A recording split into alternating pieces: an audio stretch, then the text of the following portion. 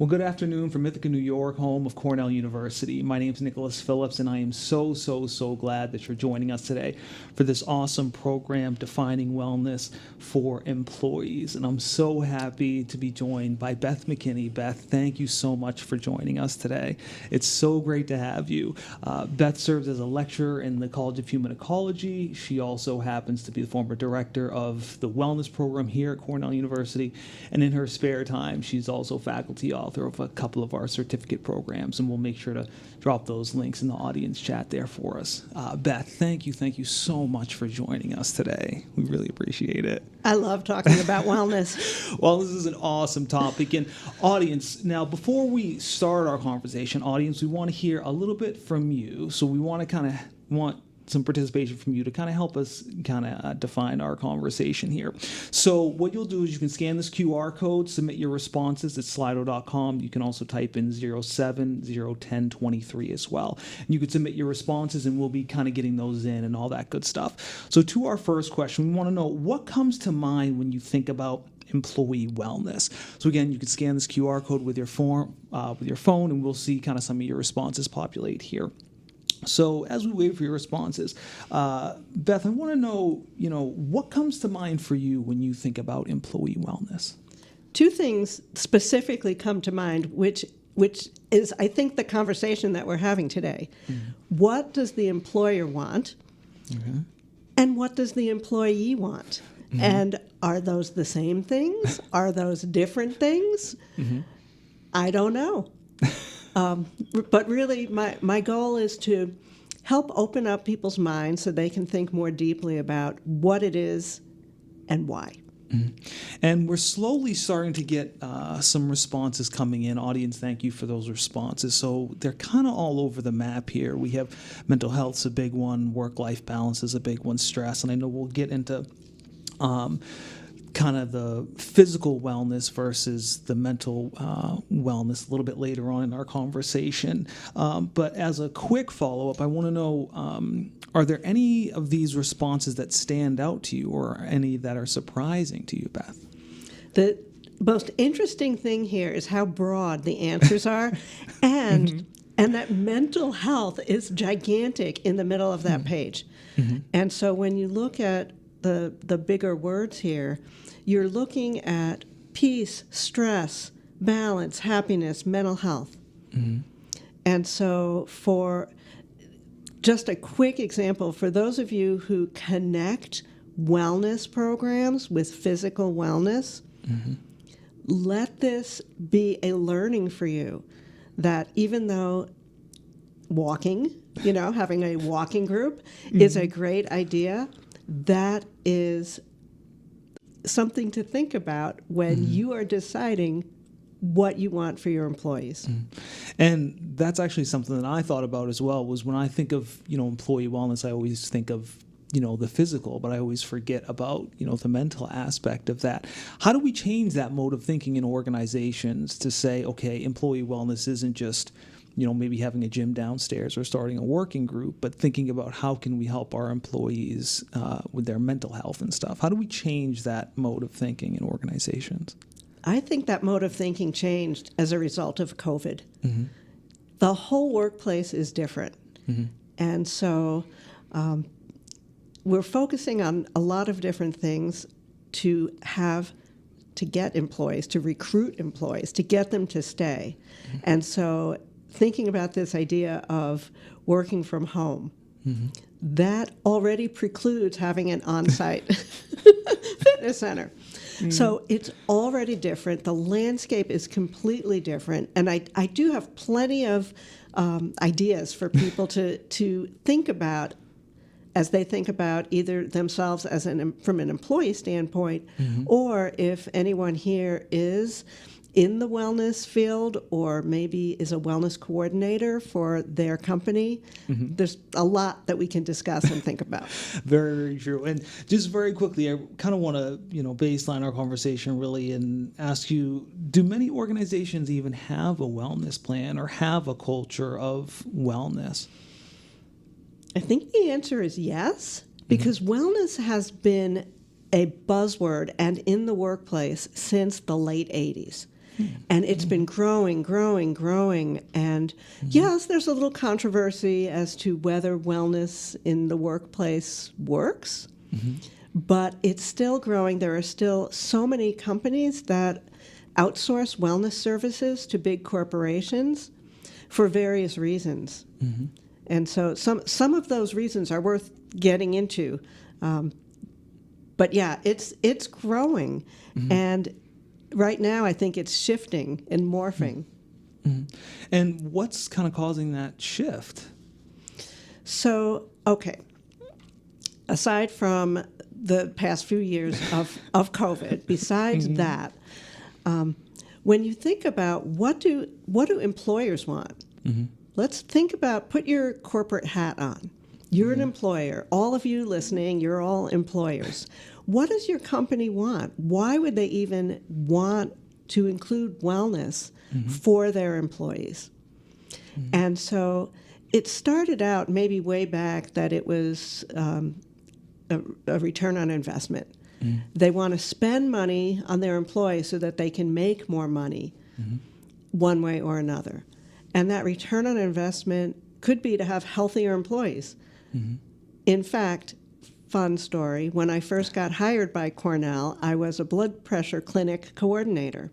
And that was my little job. And I went around and took blood pressures, and it was a fantastic service because I found at least 2 or 3 people who had blood pressure through the roof. Oh, wow. And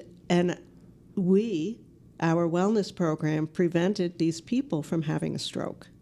We got it taken care of.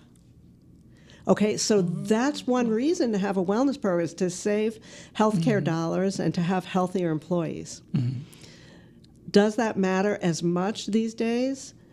Are insurance companies covering that aspect with wellness visits? Maybe. So now think of other ways or other reasons why a company would want to provide a wellness program. And so if you want happy employees, you offer them services. And so that's where the fitness center comes in. That's where things that can help employees better themselves during the work day. And what are some ways that organizations are thinking about their employees' wellness? So in addition to that, when you think about what you can offer employees to make them happy and think about their personal health and personal self during the day, maybe it's cafeteria, maybe it's good lunches. Although some companies that offer free food do so in an effort to make you stay at work. It could be childcare related. It could be stress management. It could be the employee assistance program or tuition assistance. Could be a good salary. There are a lot of things that are out there that aren't necessarily under the wellness umbrella that provide wellness for people and hit some of those buzzwords that you just saw on the screen. And we talked a little bit about this when we were, meeting about our conversation, but should organizations think about employee wellness holistically as far as, all their employees combined, or should they think of it more individually? Like, does, each employee kind of have different wellness needs? It depends on what the company wants. So if the company wants employees to be engaged, if they want them to be part of something and make them feel like they're all in this together, well, then you offer something for everyone. You can offer some big things like contests, or you can celebrate national days like National Bike to Work Day. And you can get everyone participating and feel like they're on the same team. On the other hand, if you want to give employees individual attention and have them have a one-on-one personal experience, that's when you might offer individual consultations. And those individual consultation examples are things like having a personal trainer available to them, offering well, that's what we did in the wellness program. We had metabolic testing, testing your blood pressure, life coaching. You could have career coaching, even though it's over in a separate umbrella. But you can offer things like that give a one-on-one meaningful experience and look at the person and say, okay, what is it that you're wanting for yourself? How can our company help you meet your dreams, make your dreams come true? And you touched on this a little bit in, I think, our first question, but how should organizations think about this difference between, physical wellness for their employees, but also mental wellness for their employees? Obviously, with the pandemic and having that personal connection with someone is different than just offering them a gym membership. How should organizations think about these different types of wellness offerings for their employees? So it goes back to the definition of wellness. And really, that definition of wellness, if you have one that the corporation comes up with, you got a 100% chance that it is different for each individual employee. And so when you think of the dimensions of wellness, and you can just say mind, body, soul, there's intellectual, there's financial, there's all different dimensions of wellness. The physical, I'm just going to define the physical one for you. The physical dimension of wellness encompasses things like fitness, nutrition, sleep, smoking cessation, and stress management. That kind of overlaps with emotional wellness. But those are areas where a typical wellness program might address because they're quick wins. They're easy to address. If you don't have a fitness center or if your employees are working from home, give them access to their local fitness center. Right? These are quick solutions, one and done. But now, with this shift, we're going big and we're going broad, and people want their employees to not to stay at work, but to stay with their job. They want them to like their job. They want their employees to feel like they're connected to this company so that they'll stay and they'll do a good job. And the company will make money and they won't have to pay to keep hiring new people. And so now we go beyond that. And there are a couple of things that you can think about in this area. One is, does the company want the small teams to feel like they're part of something? And so small team activities could be one way to address it. The other thing within this idea of teams is being vulnerable, letting people be emotional at work. This is a shift. It's happening. It's in the literature. Helping people find a sense of purpose. And so these are all areas that overlap with your organizational development department. So it's really something to think about. On the other hand, team building activities like having a cooking demonstration where everyone participates, and we've had these here. We have these here. And trust me, I'm not the best cooker, so that would be perfect. And I have a quick follow-up question for you. And we actually just got a great audience question in from Michaela. And Michaela, I promise I'll get to your question very, very quickly. But you mentioned, kind of having that, personal touch. How important is it to have that personal connection with someone when we're talking about their wellness? Here's what I want to say. Programs are not about people. So companies develop programs. We're going to have the lecture series on ABC Health, on how to get good night's sleep, on how to manage stress, right? These programs are not about people. Can they influence people? Yeah, a little bit. You're educating people, but people who are stressed out, they know they're stressed out.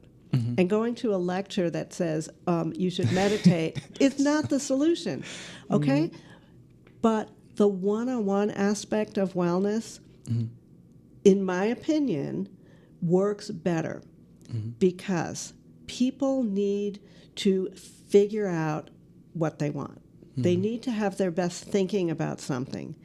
If you want, and if a company wants people to change their behavior, if you want someone to do healthy activities, or if you want someone to change, talking to them one-on-one is probably the best way to get to that person's specific goals. And it's not therapy. It's not therapy. So there's wellness coaching, and there's life coaching, and there's just coming in to have a conversation where a client feels listened to and can say, oh, I never thought of it that way. And I know we're going to touch on this subject of changing behavior in a little bit, but I wanted to make sure I get to Michaela's question. So Michaela, thank you so much for your question. So Michaela asks, what are some ways to attempt to get a labor-heavy workforce to put their wellness first, especially their mental health, to take part in these services? So I think Michaela's trying to get at maybe a labor-heavy workforce to make sure their wellness is up and about. And so one of the things a company might want to do is serve their underserved population. And when you think about people who are paid by the hour, who are doing a lot of work, who are tied to their job, how are they going to do anything? Right? You've got all your exempt employees running around doing all their wellness things, but the people who can't, how do you serve them? Okay, so I'll throw out a few ideas for Michaela and for everyone, but the point is you want these particular workers to know the company cares about them. And so you can offer quick wins, inexpensive. You can offer them some online opportunities that they can do either during the workday or after work, which may be okay. You can also have it built into their workday. And when we did that at Cornell Wellness, it was a 15-minute wellness thing. Yes. So it was 15 minutes how to stretch, or 15 minutes how to do something. You can even do a cooking demo in 15 minutes. Come and make smoothies. Or these very short ones are great. What I will say is for people who are working and doing a lot of labor, do not do something in their break room. Don't bring it to the break room. They need a break. So that's not the time to say, don't take your break, listen to us. Now is the time to let them take their break and work with managers and specific groups. Reach out, ask them what they want. Remember, it's not a one-size-fits-all. Or if you are able to offer one-on-ones, allow them the time for a 20-minute conversation with an expert, a fitness professional, a nutritionist, a life coach, whatever. Perfect. Well, Michaela, thank you so much for your question. So don't put training in the break room. It's perfect. We'll remember that. And one thing that I wanted to make sure I touched on was you had mentioned it briefly about behavior changes in the workplace. And audience, again, we want to get your responses here. So our next question that we want to ask you is, what are some behaviors that you would like to change when it comes to, your work life? So again, scan the QR code. We'll get some of your responses here in the word cloud. What are some of the responses you heard, being the director of the wellness program here, about people wanting to change their behavior? Were there, one or two things that stood out to you, or was there maybe one big one that stood out to you as far as people wanting to change in their behavior? So when you send out a survey to your audience, to your employees, the surveys are often set up to give you the answer that you want. Okay. And so if that's something that people are considering, like if you ask them, are you interested in cooking demonstrations or cooking classes? They're like, oh, yeah, I'm interested. Sure. And they'll check off yes. But if you keep it open-ended and you say, when it comes to your wellness, what can our workplace offer you, and keep it open-ended, you'll probably be surprised that a cooking demo might not be on top for them. So be careful with surveys. So we ask people, and for the most part, we're preaching to the choir. We're preaching to the people who already want a fitness center on campus. They're the ones who will answer the question and tell us what they want. And so it's hard, because some people won't even answer a wellness a wellness survey. It's like, nah, they just don't want it. Some people come to work, they want to work, get their paycheck, and go home, and take care of themselves at home. Right? So it begs that very first question: what does the company want for the employees, and what do employees want for themselves? And it looks like we're slowly starting to get some responses in. Audience, thank you for all your responses. So again, kind of all over the map. It looks like the one that kind of stands out to me is negativity, taking lunch, so a little all over the place, apathy. How should employers and organizations think about tackling, let me just choose a couple, say negativity, for example, with their employee wellness? What's maybe the first step in saying, okay, some of our employees might want to change their negative behavior. What should we do to fix that? What's the first step in changing that? I don't know. Okay, if I could answer that, man, oh man, do we have a great workplace. And I hope everyone else is laughing, because here's something that everyone already knows. When you've got a great supervisor, you are a happy employee. Okay. When your supervisor encourages you to take care of yourself, you take care of yourself. You eat lunch. When the whole culture is skipping lunch and all just complaining, it's a cultural thing. So manager training could help. It's possible. The better managers have better teams. Okay, we'll remember that. And I want to thank Ryan. Ryan actually just submitted an audience question, so I want to make sure I get to Ryan's question. So Ryan asks, do you recommend this one-on-one interaction occur within an employee's supervisory chain or with an outside counselor, mentor, or specialist? This is such a great question, because here at Cornell, we have a wellness program in-house.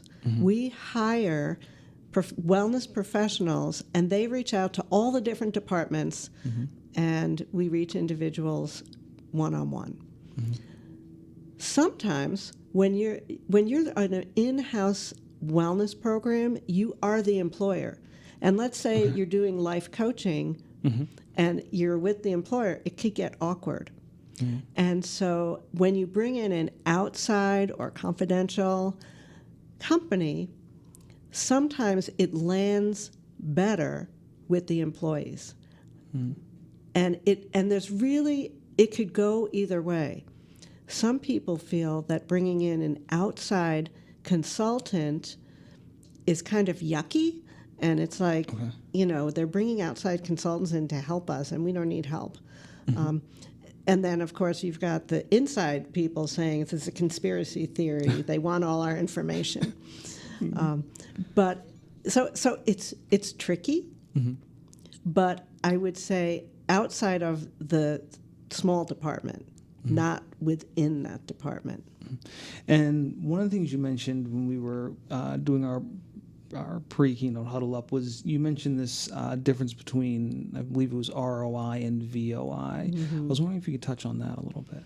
So I mentioned ROI, return on investment, early, and that's the company wants to spend a little bit of money on wellness and so that it gets a return on investment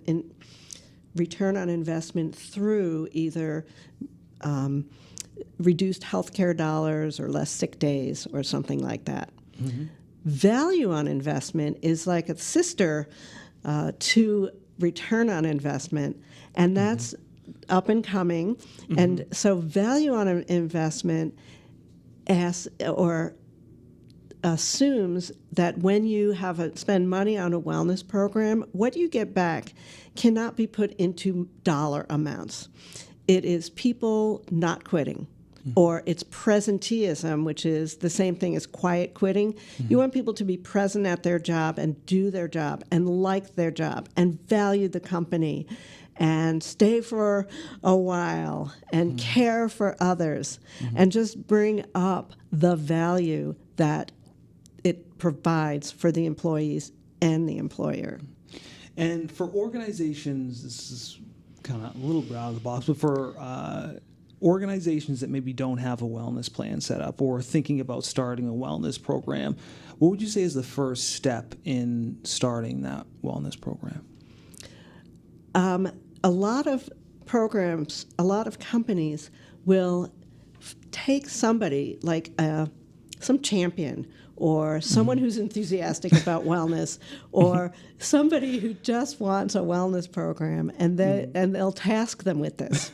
They'll say, okay, you're in charge of wellness. It could be in the human resources department, or it could just be somebody in the department who says, let's do this. And they get very enthusiastic. And so a lot of wellness programs are run off of sheer enthusiasm. And the brainstorming of whoever is coming up with these ideas. And so, yes, you can start with quick wins. Say, we're having a wellness program. Eventually, we'll get to finding out what everybody wants. But in the meantime, we know that exercise is good, nutrition's good, stress management is good, smoking cessation is good. And they'll find some quick wins in that area. And those quick wins can be things like bringing in an expert, having a walking club, having some contests, and just getting people engaged. That's often the first thing, is just getting people engaged. And how should organizations go about getting people engaged in their wellness program or their wellness offerings? This is where the individual gets to be creative. Okay. There's not one way to do it. You have to know your audience. You have to know what will resonate with people. So imagine an organization where everyone's hybrid.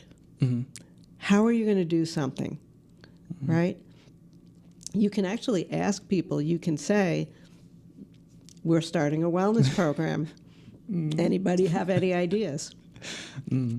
But if you do have quick wins, I would say make it short term.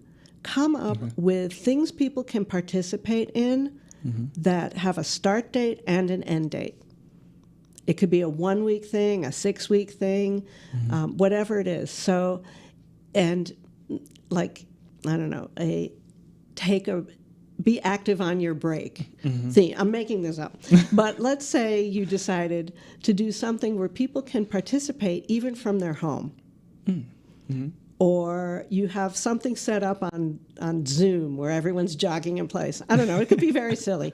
But let's say people track. They might win a prize. Coming up with fun prizes, a gift card, whatever. It's external motivation. It's an external incentive, but it could get them to participate and be enthusiastic and say, all right, this will be fun. And the one thing I wanted to ask you also was, when we're thinking about wellness programs and developing wellness programs, obviously here at Cornell we have people that work across the globe and not just in an office. So how should organizations with employees that are across the globe and maybe not located in one central area think about their wellness program, and including all those folks who might not necessarily be local? Use technology. You might have a live cooking demonstration. Have it live on Zoom. Have people record it. You've got people who work the evening shift, and so they'll never do anything during the work day. They're sleeping, right? So make things available. Keep it short. Try to keep things as short as you can to give the message that you want. So even a lecture, if you could make it half hour instead of an hour, people don't have that attention span. We're probably losing people right now. But use technology. What else can I tell you? Use recordings, use experts. You can get famous people in or in the community, famous doctors to come and do something. But anytime you can offer something that might be intriguing for someone, do that. You also might have some experts within your own organization. Here at Cornell, we have experts in every topic in the world, and so we've brought in professors to do very random subjects like physics for wellness, and believe it or not, we had 60 people show up. Wow. Can I throw out a few more tips? Of course, Okay. absolutely. All right. I just want to tell you about a few things that worked that can maybe work for other people. Smoking cessation. Okay. If you can get someone on your team or outsource someone to become a smoking cessation expert, and it doesn't take that much to become a helper. You're not going to be a doctor. Instead of bringing people in for a smoking cessation class, have a class on how to quit smoking. Because a lot of people aren't ready to make a change, but they're thinking about it. Some of the things we've had the best participation in are how to quit smoking. 50, 60 people show up. Here's another good title. What is the minimum amount of exercise I need to stay healthy? We had 100 people show up for that one. But you can hook them in with some interesting topics. We've done things on canning. It's harvest season now, so canning vegetables, making fermented foods. All of that stuff is available and on the website, on the company website. I love that idea of the minimum amount of exercise to do. I'll let that one stew for a little bit. And we actually just got a great follow-up question in from S. Lyons. So they check in and they ask, how can we normalize discussions about wellness in the workplace and at home? I still see wellness situations, especially among men, that don't believe in making mental health care a priority. So you touched a little bit on, how we can make wellness individualized. So do you have any advice for S. Lyons here? So I don't have specific advice, but I have things for you to consider. Do you need to use the word wellness? Okay. I love the word wellness, but it might not be the word. Okay. The other things that come to mind are life coaching. Some people might just resonate with that a little better. Self-care is, it's very individualized. You can't say, oh, you should take care of yourself. Anytime you, as the employer or the wellness provider, start a sentence with, you know what you should do, that's bad. That's bad. The person has to want to do it. And I think what this question is, how do you get people to want to shift their own behavior? How do you get them to do that? And so I'll just turn it back and say, is that what the employer wants? Does the employer want their employees to think about their own personal self-care? And have organizations become more conscious of having employees talk about their own wellness, especially following the pandemic where everybody was at home? This is the trend. We are heading in that direction. And so talking about emotions at work is starting to get normalized. And the way to normalize it is to do it, is to train your managers to allow it. It's going to be a hard sell. It's not going to be easy, but these things take time. The other thing that is, I think, on top or coming down the pike is this idea of that happiness, right? Happiness at work, sense of purpose. And so if a wellness program is shifting from all that physical dimension into these other dimensions, these are just conversations to start. Bringing in someone to say, let's talk about this. What do you think? That's how you make the shift. And audience, thank you for all your responses. We have one last question for you to kind of think about. So we want to know, what would you like to see your organization do to kind of support your own wellness? And again, you can scan the QR code and we'll see some of your responses here. Beth, what were some examples you've heard in the past regarding, maybe what individuals value when it comes to their wellness? It's so different for everyone. And if you were to ask 10 people, you will get 10 different answers. And I'll just imagine 10 people. So you've got one person who's saying, I am so stressed out with my life and my job. You've got another who says, it's hard to handle raising children and having a job. You'll have someone else who says, I can't find the time to exercise and I really want to be fit. Or I really need to change my diet and I don't know how to do it and I don't have time. And then you'll have another employee who can't sleep. And whatever's behind that, right, there's all this stuff behind that. Why can't someone sleep? I don't know. Could be 20 different reasons.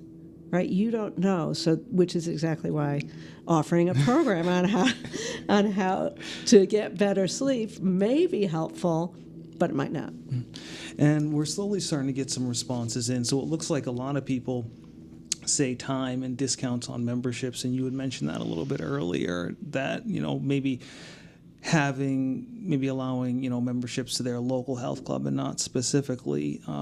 Therapy is an interesting one. 4-day work week, that's a new one that I'm kind of surprised we saw. What about these? Do any kind of jump out at you, or are any of these maybe easy to implement as far as, these are some quick wins that we can implement to kind of help our employees with their wellness? So for example, I'm thinking about, flexibility. That's something that might be able to be easily implemented. Are there any? Exactly. So flexibility used to be hard to implement, and it still is when you're a labor-intensive organization and you have to be doing customer service, right? But it's easier now. Flexibility is easier now than it was pre-COVID. And making these shifts in the workplace, like some of these on the screen right now, they're definitely doable. The giving people money, so here it says money for fitness of choice or discount gym membership, that only addresses one aspect. So with the 10 people who I imagined I was a few minutes ago with the kids and the stress, those people don't care about a fitness membership. So if you give them money, they're not going to join a fitness center. It only works for the people who are wanting that, right? So what if you gave money for mental health? All those poor fitness people will have to pay for their fitness centers, and so it's very tricky to do that kind of thing. Although, and it costs real money, right? So when you're thinking about wellness and how much this is going to cost a company, often companies don't want to spend a lot of money. They want a lot, but they don't want to spend the money. And I'd be interested if there's maybe 2 or 3 on there that organizations could kind of combine together, like you said. So, for instance, giving some employees access to the gym and then maybe reimbursing others for tuition. Were there a couple there that maybe you could combine together into a wellness program? It really is individual for the company. If you can pull together a few pieces from different umbrellas, work-life balance, tuition reimbursement, people will just be happy with a decent raise, right? The gym membership, it's a perk. And some companies have perks, and they might be gift cards, or they might be free lunch, or they might be a 4-day work week, or the option to work longer and then get every other Friday off. And Pamela actually checks in with a great question. So, Pamela, thank you for your question. So, Pamela asks, what recommendations would you have for small employers starting a wellness program with little to no budget? There you go. Okay, so you want to find a lot of quick wins. Okay, so when you say no budget, I'm assuming you can't even hire someone. Like, you can't hire a wellness person. It's just in-house, and so you've maybe have assigned one employee to be in charge of this. That's when they've got to put their thinking cap on and use every resource they can. Go out to your local hospital, find some doctors who are willing to give a lecture. Figure out the technology, how do you broadcast it? Get your marketing going. There's a lot that you can do. But so you can bring in people. You can have a contest. Just be careful about weight loss contests. If you have a weight loss contest, I guarantee you people will do unhealthy things, especially if the prize is good. Okay. Yeah. But you can have walking clubs. You could have learn to knit. You could have Argentine dancing. But you can bring in experts to do different things. You can do it all online. You can have virtual exercise classes. You can also just have times to chat and talk about mental health. And an interesting thing that I just kind of thought about was you had mentioned that, the idea of offering wellness programs and employee wellness kind of started out in the 80s. So if we could kind of shift gears to 2023, what would maybe not ideal because it's very individualized, but what would a solid wellness plan look like in 2023? So here's what I would recommend.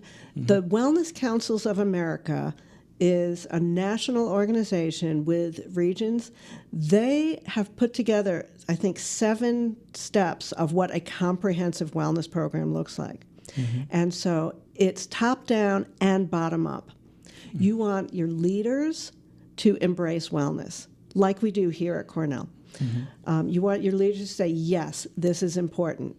You want buy-in from all the different levels. And then you want some grassroots, and you want people engaged from the bottom up, coming up with ideas. And you want everything. You want the full package, ideally, where you offer something for everyone. And something for everyone can mean a couple different things. Something for everyone can mean different categories of taking care of your personal self, from monetary things, benefits, perks, tuition reimbursement. It can be organizational development, team building, making your work life better that way. It could be the physical dimension of wellness. It could be offering the employee assistance program. And by the way, fun fact, sometimes a wellness program can be a stepping stone to helping someone with their mental health. Because if you do engage people in discovering more about themselves, either through one-on-one wellness counseling or through some sort of program or survey, that could say, oh, okay, I think I do need to see someone for my mental health. And what can us as employees do to promote wellness within our own organizations? Well, if you're comfortable, you can ask for it. Sometimes the culture doesn't, it just doesn't apply where you feel comfortable asking.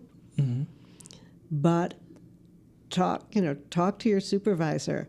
In fact, one of the best things that you can do if you are a supervisor is talk to your employees about wellness and allow that to happen. And so when you're doing performance reviews, And this is, changing corporate policy where we care about how people feel. You add a question to the performance review.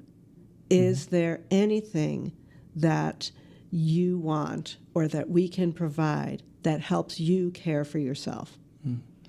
And are employers, now that, we're kind of somewhat out of the pandemic, hopefully, are promoters, or rather are organizations promoting their wellness programs when they're reaching out to potential employees and saying, hey, here are some of the benefits that we offer for your both physical and mental wellness? Absolutely. They are. The question is, does the employee care?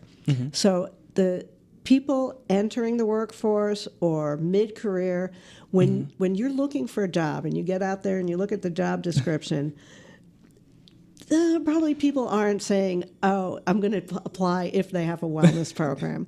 So it's like icing on the top, but you've got to have the good job, the good work environment, the flexibility, and then you look at the corporate culture. And if they have a culture of wellness, that's just going to be cream on top.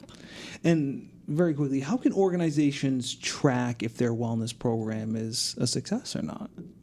Good question. So it is really hard to track in the literature. The literature will show you how much money you can save, but that particular research is, it doesn't measure exactly what we're hoping to measure. So you can do value on return studies, but you don't know what is making someone's attachment or enjoyment in the company. You don't know if it's the wellness program or the fact that they have flexibility or that they just love their supervisor and their coworkers, right? So you can't really tell. We used to measure biometrics. Back in the late 80s, we would see if people are more fit. We would check their heart rate, but we don't do that anymore. And there are those wellness companies that you can outsource and do health behavior surveys, and you can do before and after. What was your cholesterol? What's your blood pressure? What's your weight? Which I don't like. And measure these before and after things. And just very quickly, final thoughts, you can reach out to our audience and give them one piece of advice or one thing to think about as they, get back to work, think about the rest of the week. What's that one thing you would want them to think about going forward regarding their own wellness? I would say, in all honesty, think about what wellness means to you and make it broad. Make it broader, and even if you're the employer, make it broader than what you might be thinking right now. Because there is so much that helps to make someone satisfied in their life. It's big. Okay, so keep it broad. Beth, thank you so much for joining us. Audience, thank you so much for joining us. Just one very last quick thing. We want to hear from you how we did, get some feedback, so we'll put up another QR code. You can submit your responses on if we could change anything or how we did. Audience, thank you so much for joining us again, and we'll see you at the next keynote. Have a good afternoon and stay safe.